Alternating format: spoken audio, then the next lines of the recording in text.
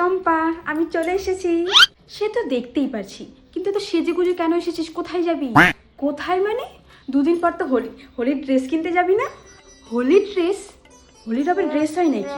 এ বাবা, তুই কখনো হোলির ড্রেস দেখিসনি?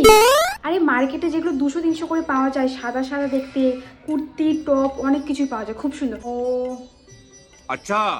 আরে দেরি করিস না রে বাবা, তাড়াতাড়ি রেডি হয়ে আয়। আরে দাঁড়া দাঁড়া, তোকে কোথাও যেতে হবে না, আমার কাছে কত হোলি ড্রেস আছে। তুই তো আমাকে আগে বলিসনি তোর কাছে হোলি ড্রেস আছে, তাহলে বেকার বেকার কিনতে যাচ্ছিলাম আমি। তুই কিন্তু তোর একটা হোলি ড্রেস আমাকে দিবি। আরে দিব তো, তুই চিন্তা করছিস কেন? দাঁড়া, তুই আমাকে এত পুরানো একটা নাইটি কেন পরিয়ে দিবি? তুই কি ভেবেছিস তোকে আমি নতুন জামা দেবো পরার জন্য? আরে এই নাইটিটা আমার মা 10 বছর পুরানো। আমরা তো পুরানো জামা কাপড় পরেই হোলি খেলি, নতুন জামা কাপড় পরে কেউ আবার হোলি খেলে নাকি? আমার মা দেখলে না দিবে ধরে। আইডিয়াটা কিন্তু ভালোই, আমার 300 টাকা বেঁচে গেল। এটা পরেই এবার হোলি খেলবো, আমিও নাইটিই পরবো।